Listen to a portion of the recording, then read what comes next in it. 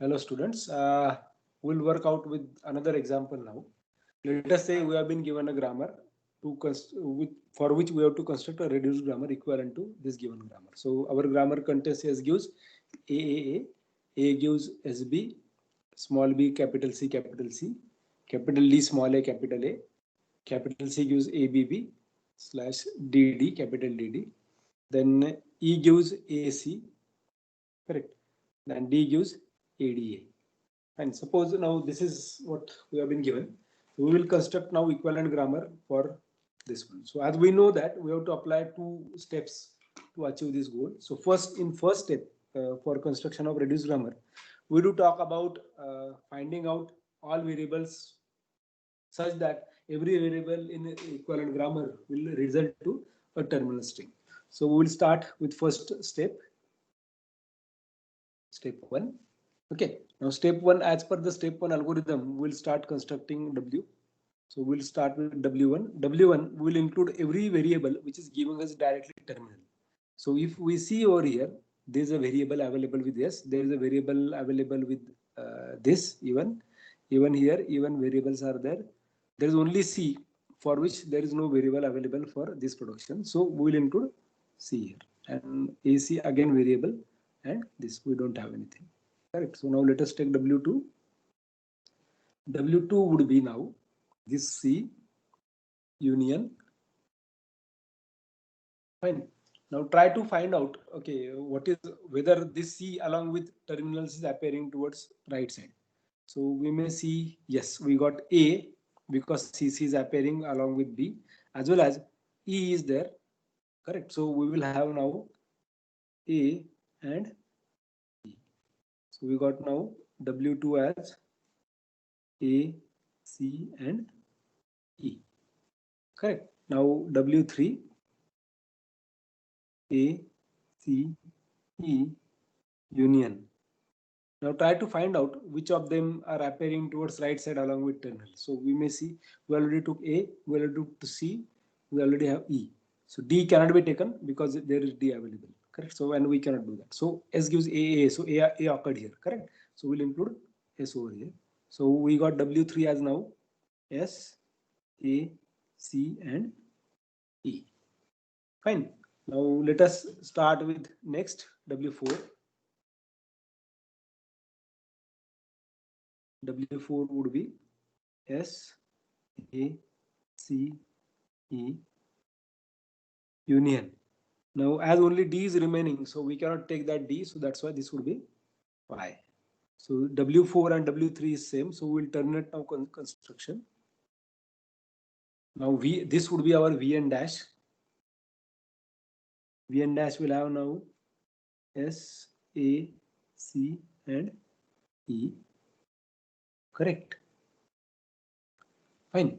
Now we have to work with next thing. So as per sigma would be same. Now production set P dash. P dash would be only consider variables along with terminals appearing to right side. So we get S gives A gives SB slash BCC. We cannot take this because D is not part of this, so this would be automatically deleted, comma. C gives ABB. We cannot take this because D is not part of this, and E gives AC. Fine. So this is our resultant production set and grammar for step 1. After step 1 means after applying that algorithm. So we got this now. We will use this as an input now for the second algorithm. Correct. So let us work out with step 2. So we'll now try to see that we will construct equivalent grammar with by taking into consideration this grammar, and we'll try to see that every symbol from this set sigma as well as Vn dash appears in sentential form. So let us start construction again for W. So you get W1. We have to include start symbol here. So W2 would be S union.